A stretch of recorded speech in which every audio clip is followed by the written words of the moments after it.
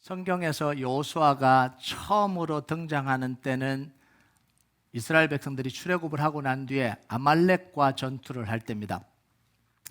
이 아말렉과 전쟁은 출애굽한 이스라엘 백성들이 치렀던 공식적인 첫 전쟁입니다. 이때 이스라엘 백성들은 대성을 거둡니다. 그리고 돌로 무더기를 쌓고 그 이름을, 제단 이름을 여호와 니시라고 불렀습니다.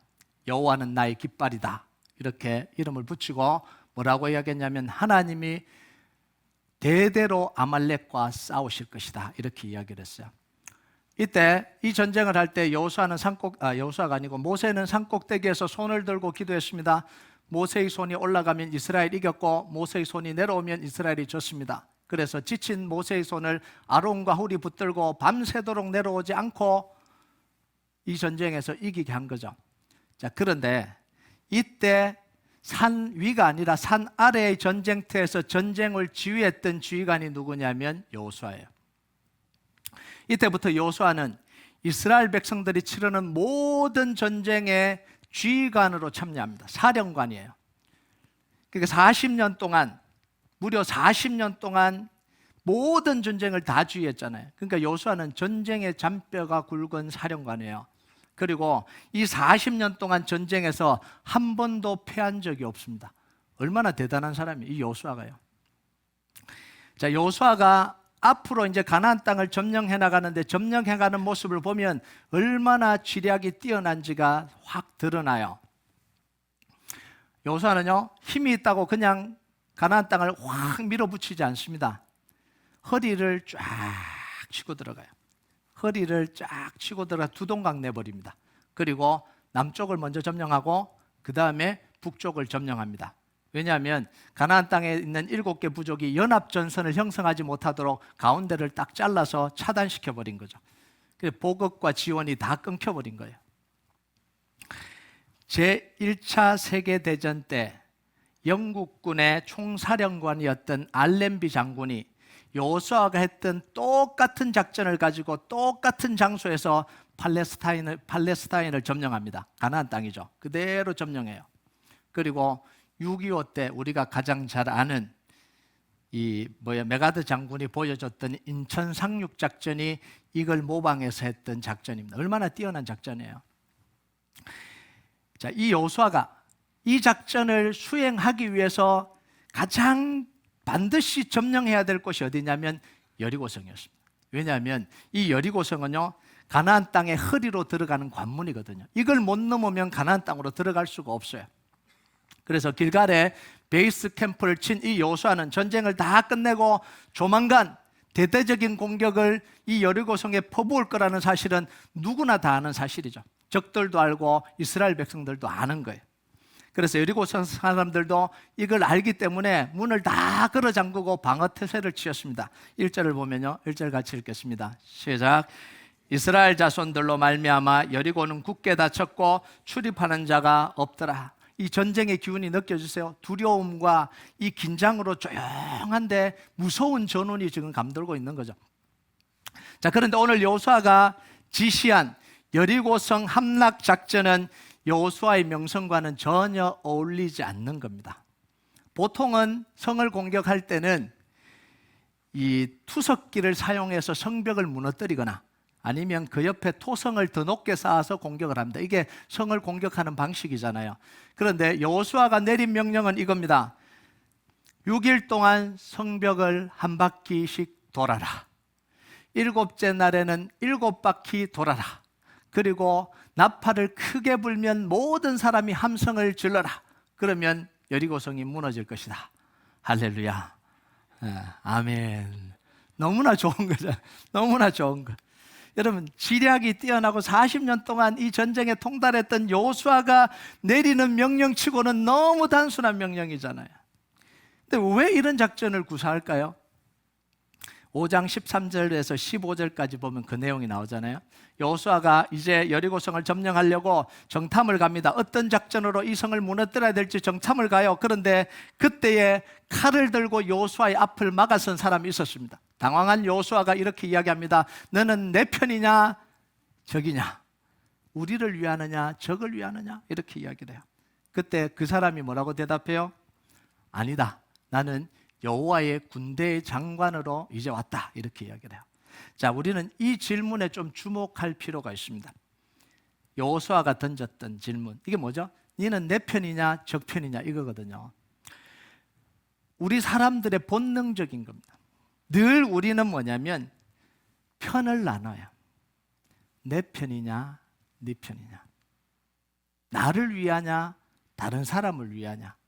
나에게 유익하냐 안 유익하냐. 그래서 자꾸 자기 편을 만들려고 그래. 자기 편을 만드는데 자기 편에 안 들어오면 그때부터 뭐가 되죠? 적이 되는 거죠. 가십하고 밀어내고.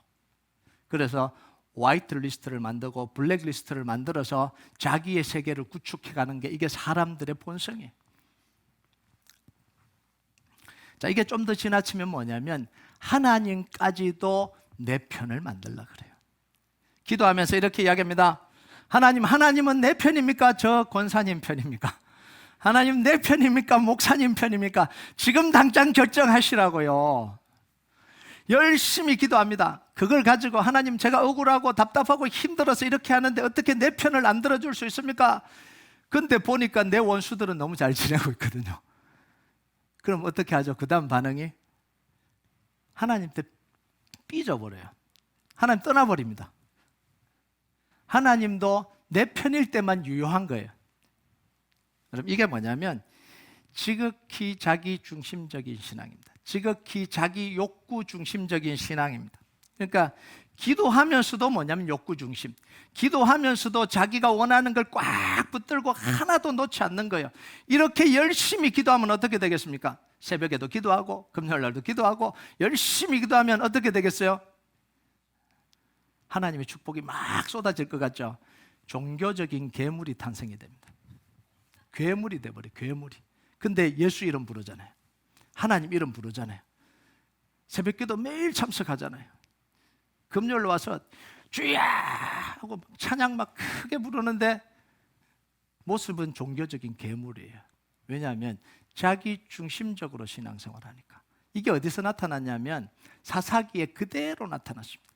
미가의 집에 미가가 뭐라고 이야기하냐면 내가 하나님께 이 돈을 거룩하게 바칩니다. 그럼 뭐 해야 돼요? 하나님께 정말 제대로 쓰임받아야 되잖아요. 거룩하게 드립니다. 그러면 그 돈으로 우상을 만들어버려요. 말은 거룩인데 만드는 건 뭐 만드느냐면 우상을 만들어요. 그리고 자기 집에다가 제단을 차려놓고 에봇도 두고 드라빔도 두고 이게 점치는 거거든요. 그거 해놓고는 자기 마음대로 제사장 한 명 선택해서 제사장 삼고 뭐라 그러냐면 이제 하나님이 복 주실 것이다 이렇게 이야기를. 복 주시겠어요? 재앙이 내리겠죠.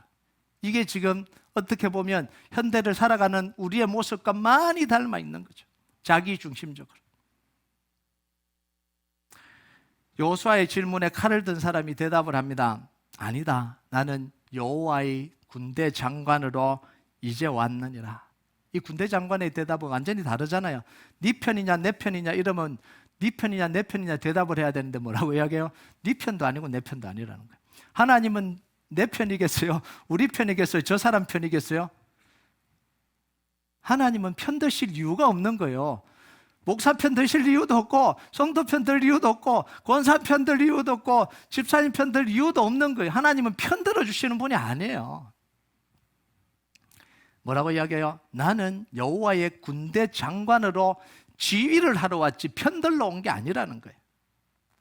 여러분 우리는요 하나님 우리를 도와주시기를 간절히 바랍니다. 내가 주도하고 내가 계획을 세우고 내가 그림을 그리고 내 안에 이루고자 하는 충만한 마음이 있어서 그걸 도와주시는 분이었으면 좋겠다라고 생각을 합니다. 그러면서 계속해서 기도하면서 내가 원하는 걸 강화시켜가요. 하나님 내가 하고 싶은 대로 다 하다가 힘 빠지면 능력이 없으면 짠 하고 나타나서 해결해 주십시오. 제가 하다가 지쳤거든요. 제가 하다가 지금 힘 빠졌거든요. 제가 하다가 능력 없거든요. 이제 누가 등장하실 차례예요? 하나님이 짠 등장하실 차례입니다. 근데 왜 하나님 등장을 안 하시는 겁니까? 이렇게 지금 우리가 살아가고 있다는 거예요. 그런데 하나님은 정반대 이야기를 하세요. 내가 너를 도와주러 온 게 아니라 지휘하러 왔다는 거예요. 여러분 예수님은 우리가 구원받을 수 있도록, 예수님이 구원자가 되신 건 뭐냐면 우리가 구원받지 못하는 상황에 있는 우리를 도와서 구원받도록 도와주시는 분이 아니에요. 우리가 영생을 얻도록 도와주시는 분이 아니에요. 이걸 우리가 좀 잘 이해를 해야 돼요. 우리 인생의 왕과 주인으로 통치하러 오셨지 도와주러 오신 게 아니에요. 인생의 지휘관으로 오셨습니다. 그래서 예수님이 우리 인생에 도움을 주는 사람이 아니라 왕과 주인이 되어서 다스려야 구원이 이루어지는 겁니다. 하나님 도와주셔서 감사합니다. 하나님 도와주셔서 은혜가 됩니다. 하나님 도와주셔서, 이건 사실은요, 하나님이 말씀하시는 걸 잘못 이해를 하고 있는 거예요.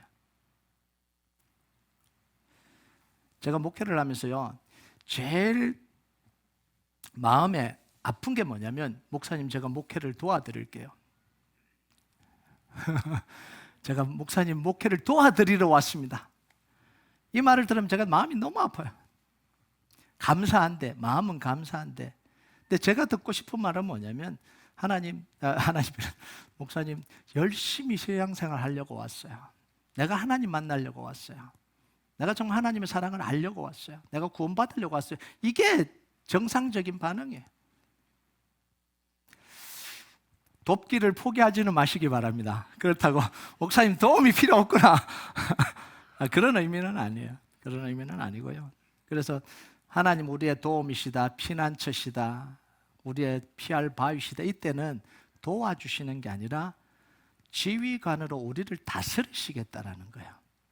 이걸 받아들여야 구원이 이루어지고 하나님의 역사가 우리 속에 임하게 되는 거예요. 요사는요, 군대 장관 한마디의 말을 그대로 알아들어 버립니다. 그래서 14절에 뭐라고 이야기를 해요? 같이 읽겠습니다. 시작. 그가 이르되 아니라 나는 여호와의 군대 장관으로 지금 왔느니라 하는지라.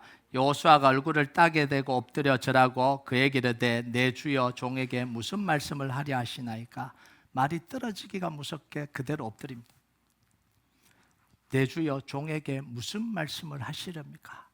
빨리 깨달아야 돼요. 우리가 이 깨닫는 은혜가 있어야 돼요. 정말 하나님의 역사를 경험한 사람들은 뭐냐면 하나님의 말씀 앞에 무릎 꿇는 사람입니다. 마리아가 바로 말씀 앞에 무릎 꿇잖아요. 주의 계집종이오니 말씀대로 이루어지이다. 모세가 무릎 꿇잖아요. 떨기 나온 불꽃 가운데서 무릎 꿇잖아요. 무릎 꿇어야 하나님의 역사가 일어나는 거예요. 자, 이때 여호와의 군대 장관이 한 이야기가 15절입니다. 같이 읽겠습니다. 15절 시작. 여호와의 군대 장관이 여호수아에게 이르되 내 발에서 신을 벗으라. 내가 선 곳은 거룩하니라 하니 여호수아가 그대로 행하니라. 여러분, 성경에서 신을 벗는 건 뭐죠? 권리를 양도하는 겁니다. 자기 권리를 양도할 때 신을 벗는 겁니다. 그래서 룻기에 보면 보아스 이전에 기업 물을 자가 먼저 된 사람이 있었잖아요. 룻에게. 근데 그 사람이 나는 그거 하지 않겠다고 신을 벗어서 내어놓잖아요. 이게 뭐냐면 자기의 권리를 포기하겠다, 이런 이야기입니다. 내가 선 곳은 거룩한 곳이다 라고 할 때 땅이 거룩한 겁니까? 하나님의 임재가 있기 때문에 거룩한 거예요. 여러분, 땅 자체가 거룩한 땅은 없어요. 땅 자체가 어떻게 거룩해요? 하나님의 임재가 임하니까 그곳이 거룩한 거죠. 성막이 왜 거룩합니까? 성막 텐트 만들어 놓고 성막이니까 거룩해요? 아니요. 하나님의 임재가 그곳에 있으니까 거룩한 거죠. 네. 여기가 뭘 거룩하겠어요, 그죠? 옛날에 막 강단에 못 올라가서 신발 벗고 올라가기 전에 한 30분 기도하고 막 이렇게 올라갔잖아요, 예전에. 너무 한 거죠. 근데 이제 맞아요. 하나님의 임재가 있다면 거룩한 거죠. 무시하면 안 되죠. 네. 이렇게 이제 또 설교에서 벗어나면 또 어디로 갔는지 또 찾아야 돼요. 네. 그러니까 하나님의 임재 앞에 무릎 꿇으라, 이런 이야기입니다. 하나님 앞에 신을 벗으라는 거예요. 너의 인생의 권리를 하나님께 양도하고 너의 주도권을 하나님께 드리라, 이런 이야기입니다. 그런데 여호수아는 지금 누구죠? 전쟁 사령관입니다. 전쟁 사령관이 자기 이 권리를 양도하면 뭐죠? 지휘권 내놔라는 거예요. 여러분 한번 보세요. 사령관이 지휘권을 잃으면 어떻게 되죠? 아무것도 아니에요. 사령관이 지휘권 빼앗겨 버리면 끝나는 거예요. 근데 지금 하나님 뭐냐면 여호수아에게 지휘권 내놔라는 거예요. 여러분 여호수아 같은 사람이 지휘권을 넘겨주는 게 얼마나 힘들겠어요. 여호수아 자신보다 뛰어난 지휘관이 어디 있어요? 40년 동안 전쟁에서 한 번도 져본 적이 없는데요. 지금 여호수아의 머릿속에 여리고성을 무너뜨릴 전략이 얼마나 많이 들었겠어요. 계속해서 돌아가는 거예요. 그리고 이 여리고성 전투는 여호수아에게는요 너무너무 중요한 거거든요. 이걸 놓으면 안 되거든요. 이거 지면 안 되거든요. 하나님 이거는 안 되고 아이성 전투할 때 할게요. 이렇게 할 수 있는 거죠. 우리 인생에서 그러잖아요. 이거는 안 되고 내가 해야 되고 니한테는 요거 이렇게 하게 해줄게. 이게 사람들의 마음이잖아요. 이 지금 여호수아의 상황이거든요. 그런데 여호수아는요 이 여리고 여호와의 군대 장관에게 두말 없이 작전권을 내어놓습니다. 자, 여기서 우리가 질문을 하나 던져야 돼요. 생각을 좀 해야 됩니다. 하나님이 지시하신 여리고성 이 작전이 여호수아가 생각한 것보다 형편없는 작전이었을까요? 이것 때문에 못 내놓거든요. 왜 사람들이 포기를 못하냐면 내 생각이 더 맞다라는 거예요. 내 의견이 더 맞다는 건 내가 하는 방식대로 해야 되는데 그걸 안 하니까 화가 나는 거죠. 끝까지 고집을 하는 거죠. 자, 그러면 하나님이 말씀하신 방식이 여호수아가 생각한 것보다 더 형편없을까요? 아니면 사람이 생각할 수 없는 고도의 작전을 하나님이 지금 쓰고 계신 걸까요?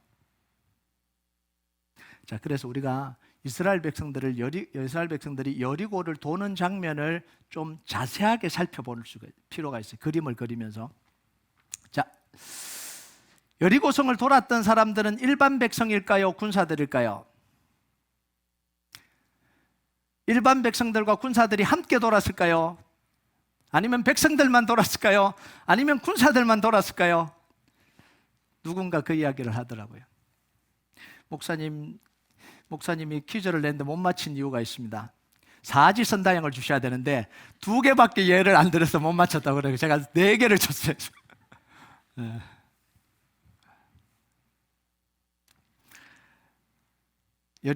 오늘 말씀을 보면요, 여리고성을 돌았던 사람들은 백성들이 아니에요.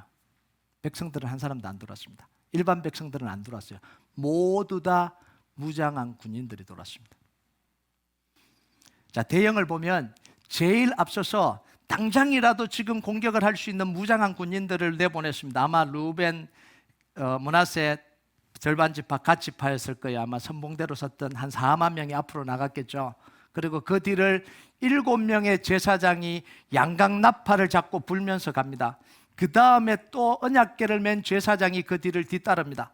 그리고 본대가 60만의 대군이 그 뒤를 따라가요. 자, 그러면 여리고성을 돈 게 산책이었습니까? 행군이었어요? 아니에요. 공격 대형을 갖추고 무력 시위를 지금 벌이고 있는 거예요. 7명의 제사장이 양강나팔을 불었다 이렇게 이야기합니다. 자, 양강나팔은 뿔로 만든 나팔인데요, 뭐에 사용되냐면 전쟁 신호용입니다. 공격 명령, 투퇴 명령을 내리는 게 이게 양강나팔이에요. 양강나팔을 불었다는 건 뭐예요? 계속해서 공격 신호를 보냈다라는 이야기죠. 자, 지금 여리고성 사람들은 용기를 잃어버렸잖아요. 마음이 녹았잖아요. 문을 잠그고 싸울 의지를 상실한 사람들이잖아요. 자, 그런데 그들 앞에 60명의 무장한 군인들이 나타나서 그 자기 성을 포위해서 한번 돈다고 생각을 해보세요. 얼마나 두렵겠어요. 그냥 돈 것도 아니고 거의 지금 당장 공격해서 무너뜨릴 듯이 나팔을 부는 거죠. 공격 명령을 계속해서 내립니다. 한 번도 이스라엘 백성들이 7개의 나팔을 불어본 적이 별로 없어요. 2개 가지고 사용했지. 근데 7개의 나팔을 불면서 지금 전쟁을 하는 거예요. 자, 그런데 잘 보세요. 하루에 한 번만 돌아라 그랬잖아요.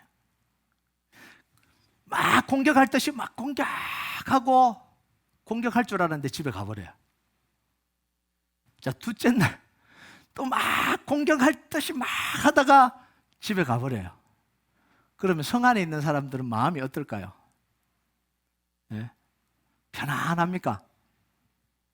이제 두려워지기 시작하는 거예요. 언제 공격하는 거예요? 밤잠이나 잤겠어요? 이제 나팔 소리가 이제 밤에 이제 꿈에까지 들리는 거예요.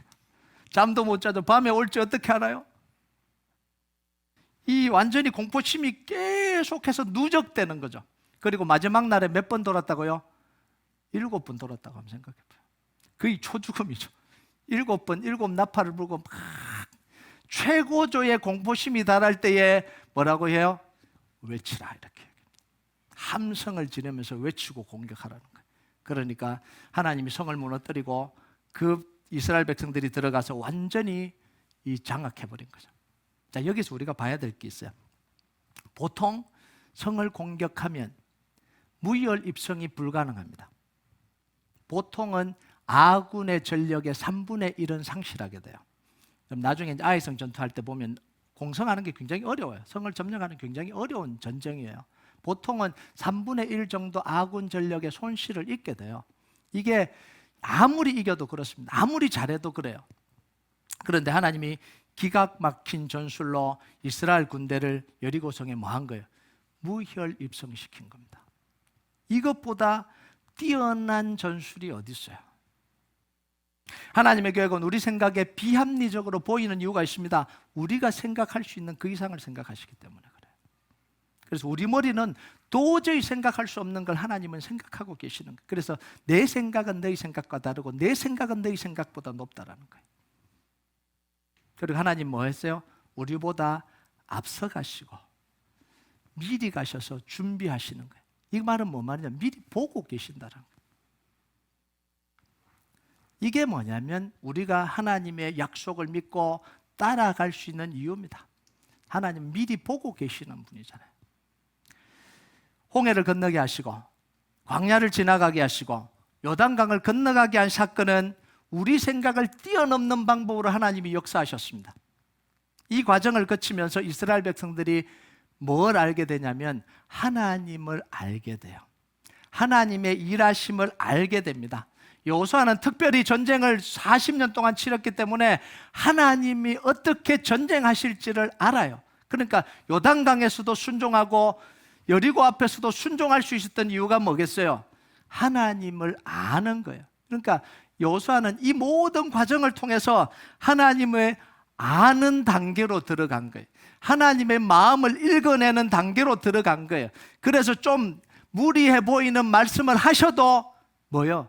하나님을 아는 단계, 하나님의 마음을 읽는 단계에 있기 때문에 오케이, 하나님 갈게요 라고 이야기를 하는 거예요. 절대 처음 만난 사람에게는 이렇게 할 수가 없죠. 그래서 신앙이라는 건 뭐냐면 하나님을 알아가는 거예요. 하나님의 마음을 이해해가는 겁니다. 자식들도 그렇잖아요. 결혼 안 하면 엄마 아빠 마음 몰라요. 결혼하고 자식 낳아보면 이제 아는 거죠. 그때 이제 막 후회도 하고 내가 그 왜 그랬을까 입을 좀 때리기도 하고 알아야 제대로 된 삶이 사라지는 거죠.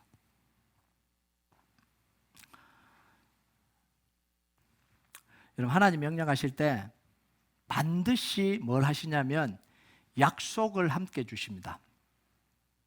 그럼 2절을 한번 볼까요? 2절 같이 읽겠습니다. 시작.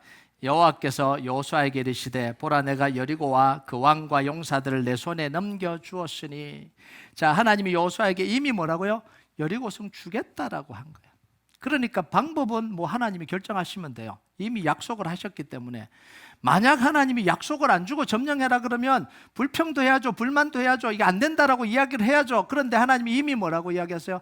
내가 너에게 여리고성을 주겠다. 그러니까 작전권 내놔라 이렇게 이야기한 거죠. 작전권 마음대로 뺏어가신 거 아니에요. 내가 하겠다라고 하고 그러니까 작전권 내놔라 이렇게 이야기를 한 거죠. 여러분, 감사하게요, 하나님은 약속 없이 하나님이 우리에게 명령을 내리신 적이 단 한 번도 없어요. 하나님이 명령하시면 반드시 하나님의 약속이 있습니다. 하나님의 말씀은, 성경은 그렇게 기록이 되어 있어요.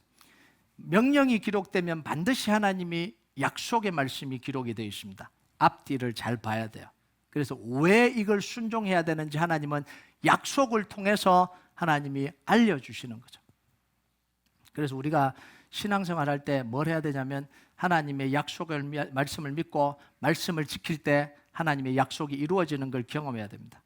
예수님 영접하고 우리가 신앙생활하면 이제는 우리가 뭐에 포커스를 맞춰야 되냐면 말씀 붙들고 기도하면서 말씀의 성취를 봐가는 거. 이게 신앙생활의 가장 큰 기쁨이에요. 자, 그런데 그럼 약속을 어떻게 하냐?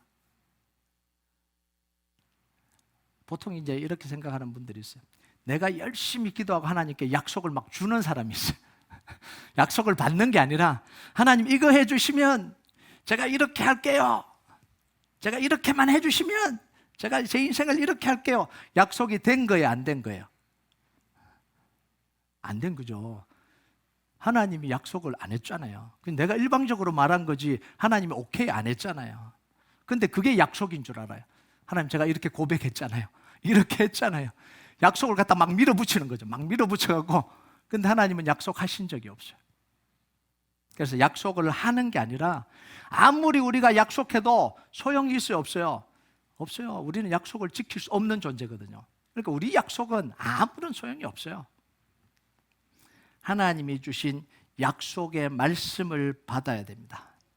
그리고 하나님의 약속의 말씀을 받았다면 그 말씀에 우리 인생을 걸어야 됩니다. 여러분, 하나님은 그 약속에 누구 생명 걸었어요? 예수님 생명 걸었잖아요. 그런데 그 약속을 받는데 우리 인생을 안 걸고 어떻게 그 약속을 받냐라는 거예요. 그래서 우리에게 중요한 건 뭐냐면 하나님의 약속의 말씀을 받기까지 오랫동안 기도하는 시간이 필요한 겁니다. 그럼 하나님, 목사님 약속의 말씀 어떻게 받아요? 여러분이 정말 기도를 시작하고요, 하나님의 약속을 주시기를 간절히 기다리세요. 기도하세요. 그리고 말씀의 귀를 기울이세요. 그러면 주일 말씀을 통해, 강단 말씀을 통해서 여러분의 마음속에 들려지는 음성이 있을 겁니다. 아, 이게 하나님 주시는 약속의 말씀이구나 라고 느껴지게 하실 때가 와요. 또는 기도할 때 하나님이 그 말씀을 떠오르게 하시거나 하나님이 이 말씀을 내게 주시는 느낌이 와요. 알아요. 본인이 알아요. 그러면 그걸 붙드세요. 그걸 붙들고, 약속의 말씀을 붙든다는 건 뭐냐면 거기까지는 또 사람들이 해요. 근데 그걸 붙들고 하나님이 일하실 때까지 기다리고 기도하는 걸 안 해요. 중간에 그냥 나와버리죠. 그럼 이게 약속의 말씀을 붙든 거예요? 안 붙든 거예요? 안 붙든 거예요. 약속의 말씀을 붙들었다는 건 뭐냐면 내 인생을 걸고 이 말씀 붙들고 있다가 내 인생이 망하더라도 붙들고 있겠다라는 게 하나님의 약속을 말씀을 붙드는 거예요. 그 정도 붙들지 않고 그냥 좋은 말씀 주세요 붙들고 있다가 안 되면 다른 거 붙들어 버리고 또 안 되면 다른 거 붙들어 버리고 그 속에서 하나님의 역사는 일어나지 않아요. 정말 하나님의 역사를 말씀을 통해서 받기를 원한다면 하나님, 이게 하나님의 말씀인지를 확신할 때까지 기도하면서 기다리고요. 그리고 그 말씀을 붙들었다면 이 말씀 붙들고 망하더라도 끝까지 있어야 되는 거예요. 이게 하나님을 알아가는 과정입니다. 자, 우리가 말씀을 보면서요, 오늘 한 가지 기억해야 될 게 있습니다. 뭐냐면 하나님의 일하심을 경험하려면 하나님 방식대로 해야 됩니다. 자, 10절을 한번 볼까요? 10절 같이 읽겠습니다. 시작. 여호수아가 백성에게 명령하여 이르되 너희는 외치지 말며 너희 음성을 들리게 하지 말며 너희 입에서 아무 말도 내지 말라. 그리하다가 내가 너희에게 명령하여 외치라는 날에 외칠지니라 하고, 하나님이 이 작전을 하면서 뭐 했어요? 전군의 침묵 명령을 내렸습니다. 이건요, 하나님이 사람들의 그 심리를 너무 잘 아니까 내리신 명령이에요. 사람들은요, 이해가 되지 않으면 뭐 하죠? 의심하고 불평합니다. 내 마음에 들지 않으면 바로 입을 열어요. 바로. 이게 사람이에요. 참지를 않아요. 참지를. 뭔가 좀 내 마음에 안 들면 누군가에게는 이야기해야 되는 거예요. 불평도 하고 고자질도 하고 씹기도 하고. 사람들에게 제일 재밌는 게 뒷담화랍니다. 누구 뒷담화하는 게 제일 재밌대요. 이 사람이 심리죠. 여러분 40년 전 가데스 바네아에서 이스라엘 백성들이 실패했던 이유가 뭐냐면 침묵하지 않아서 그렇습니다. 침묵하지 않아서. 자, 12명의 정탐꾼 보냈습니다. 갔다 와서 보고를 했죠. 근데 이 12명이 누구예요? 각 지파의 대표들입니다. 각 지파의 대표들이 보고 와서 믿음이 없으면, 두려우면, 침묵하고 있었으면 그냥 점령하러 갈 텐데, 명령에 따르면 되는데, 그 밤에 가서 장막에 가서 자기 지파들한테 가서 다 말을 한 거예요. 그래서 민수기 14장 1절에 보면 뭐냐면 이스라엘 백성들이 밤새도록 통곡했다는 거예요. 밤새도록. 누가 다 한 거예요? 정탐꾼들이 돌아와서 다 이거 한 거거든. 이거 하니까 또 옆집에 가서 또 이거 하고 밤새도록 통곡하고 다음날 일어나서 뭐예요? 모세를 죽이자 이러고 일어난 거예요. 침묵만 했으면 올라갔겠죠. 밤새도록 가십하고 밤새도록 불평하고 밤새도록 불안한 마음을 퍼뜨리면서 의심과 불신앙이 이스라엘 백성들을 삼키도록 만들어버린 거예요. 지금 이스라엘 군인들이 할 말이 얼마나 많겠어요. 이거 다 이분들이요, 다 군인들이에요. 40년 동안 전쟁했던 사람들이에요. 이게 뭐가 잘못돼도 한참 잘못되다 돌아라고? 그냥 돌다 가라고? 도대체 이게 무슨 전략이냐는 거예요. 이 작전 도저히 성공할 수 없다라는 거예요. 한판 화끈하게 붙어보자. 싸우게 해달라. 이게 지금 이스라엘 백성들의 마음, 이 군인들의 마음이잖아요. 그런데 하나님 뭐라고 하냐? 내 마음에 들지 않는다고, 내 생각과 다르다고, 내 머리로 이해가 되지 않는다고 의심하거나 불평하지 말라는 거예요. 잠잠히 하나님의 일하심을 기다리라는 거예요. 여러분, 불평은 나중에 해도 늦지 않아요. 다 안 된 걸 확인하고 해도 안 늦어요. 그런데 우리는 너무 빨라요. 우리가 너무 빨라서 종종 손해보는 경우들이 많이 있잖아요. 사실은 오해를 해서 막 가서 막 따지고 막 다 쏟아부었는데 아닌 거예요. 자기를 도와주는 사람이었어. 이런 경우들이 굉장히 많잖아요. 조금만 참으면 되는데 못 참는 거죠. 그러니까 참아라는 거예요. 자, 그런데 참아라고만 하지 않아요. 뭐라고 이야기하냐면 나팔을 불어라, 이렇게. 잠잠하고 나팔을 불어라는 거예요. 그래서 여리고성을 도는 그 무리 속에 들려온 소리는 단 한 소리밖에 없었습니다. 무슨 소리죠? 나팔 소리밖에 안 들렸어요. 이 나팔 소리는요, 두 가지를 의미하는데, 첫 번째는 하나님이 전쟁을 주의하는 소리가 나팔 소리입니다. 다시 말하면 하나님이 말씀하시는 소리가 나팔 소리예요. 민수기 10장 2절 4절 한번 볼까요? 같이 읽겠습니다. 시작. 나팔 둘을 만들되 두들겨 만들어서 그것으로 회중을 소집하며 진영을 출발하게 할 것이라. 나팔 두 개를 불 때에는 온 회중이 회막문 앞에 모여서 내게로 나올 것이요, 하나만 불 때는 이스라엘의 천부장된 지휘관들이 모여서 내게로 나올 것이니라. 지금 나팔을 통해서 하나님이 진행하기도 하시고 멈추기도 하시고 지금 명령을 내리시는 거예요. 모이기도 하시고 흩어지기도 하시고. 전쟁터에서 하나님이 작전을 주의하는 소리만 울려 퍼지고 사람들의 소리는 다 잠잠해졌습니다. 하나님의 역사는 사람들이 불평하고 불만하고 웅성거리는 속에서 이루어지지 않는다라는 거예요. 여러분, 사람의 소리가 이 마음에 담기면요, 화가 나요. 불평이 나와요. 불안해져요. 미움이 생겨요. 그런데 하나님의 소리가 가슴에 담기면 평안해집니다. 영혼이 살아나요.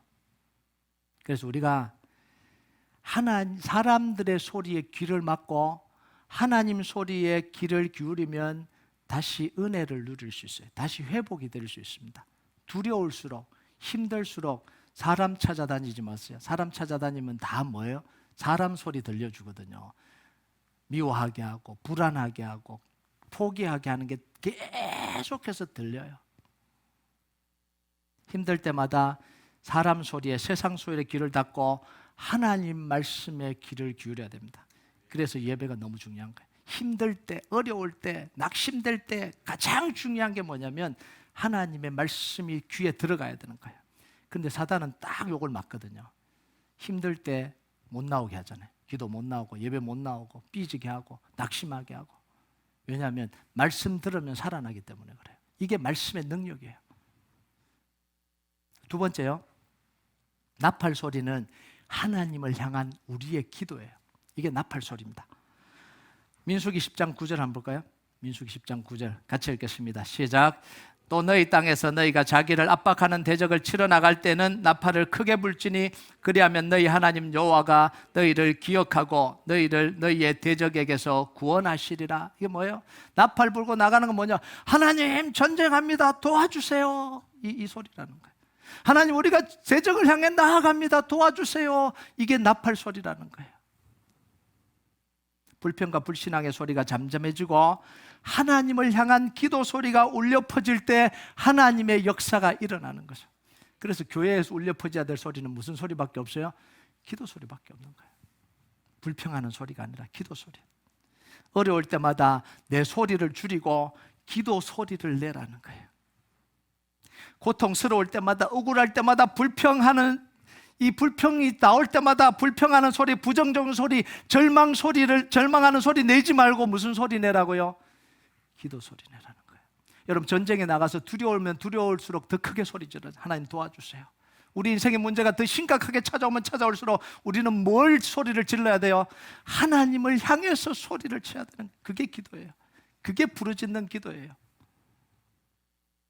그 소리를 듣고 하나님이 우리를 구원해 주시는 거예요. 여러분, 댄스는요, 두 사람의 호흡이 가장 중요합니다. 저 같은 몸치가 댄스 이야기하면 안 되는데 그래도 이론은 그렇습니다. 두 사람 중에 한 사람이 반드시 리더가 됩니다. 댄스를 하면. 두 사람이 최고의 댄스를 만들어낼 수 있는 건 뭐냐면 리더하는 사람에게 자기 몸을 맡기고 따라가야 돼요. 그런데 자기가 잘한다고 자기 방식대로 스텝을 밟아버리면 어떻게 돼요? 스텝이 꼬여버립니다. 스텝이 꼬여버리면 넘어지게 되죠. Shall We Dance라는 영화가 있습니다. 아주 오래된 영화인데요, 거기에 명문장이 나와요. 명대사가 나오죠. 최고의 파트너는 춤을 잘 추는 것이 아니라 자기의 파트너가 넘어지지 않게 보호하는 것이 최고의 파트너다. 하나님 우리를 인도해 가시는 분입니다. 우리의 파트너가 되셔서 우리를 인도해 가시는, 우리의 최고의 파트너가 되시는, 하나님이 우리를 리드하시는 분이고 우리는 따라가는 거예요. 우리는 그 하나님께 우리의 몸을 맡겨놓으면 되는 거예요. 이끄시는 대로 맡겨놓으면 되는 거예요. 맡기려면 뭘 해야 돼요? 신뢰해야 되는 거죠. 믿어야 되는 거죠. 사랑해야 되는 거예요. 그래서 맡기는 거예요. 하나님 손에서 내 인생이 춤을 춰지도록 맡겨놓는 거죠.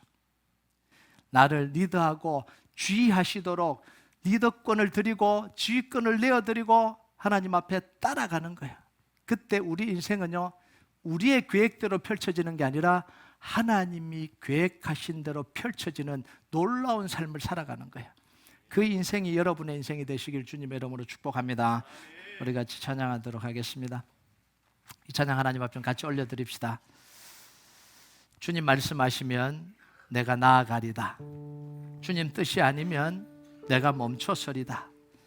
내가 가고 서는 것 주님 뜻에 있으니 오 주님 나를 이끄소서. 우리가 이 고백 하나님 앞에 같이 올려드리도록 하겠습니다.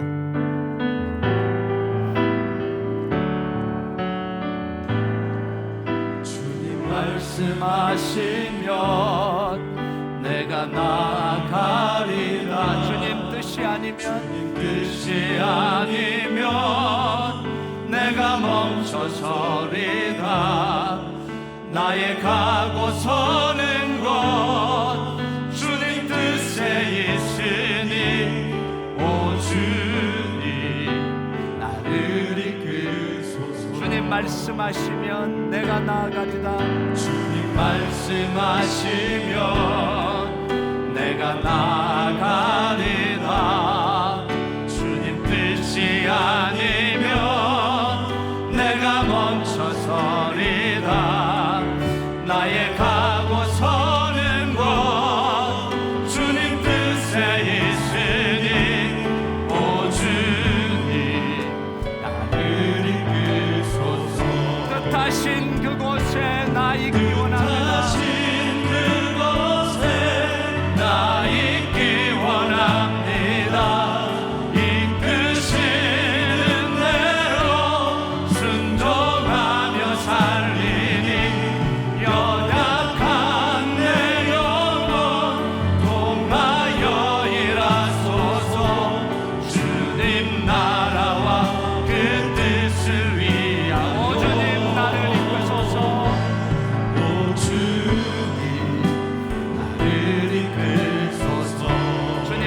말씀하시면 내가 나아가리라. 주님 말씀하시면 내가 나아가리라. 주님 뜻이 아니면 내가 멈춰서리라. 나의 가고 서는 곳 주님 뜻에 있으니 오 주님 나를 뜻하신 그곳에 나 있기 원합니다. 뜻하신 그곳에 나 있기 원합니다. 이끄시는 대로 순종하며 살리니 연약한 내 영혼 통하여 일하소서. 주님 나라와 그 뜻을 위하여 뜻하신 그곳에 나 있기 원합니다. 그곳에 나 있기 원합니다. 이끄시는 대로 순종하며 살리니 연약한 내 영혼 통하여 일하소서. 주님 나라와 그 뜻을 우리 마지막으로 뵙다. 뜻하신 그곳에 나 있기 원합니다. 이끄시는 대로 순종하고 가기 원합니다. 순종하며 살리니 연약한 내 영혼 통하여 일하소서. 주님 나라와 그 뜻을 오 주님 나를 이끄소서. 오 주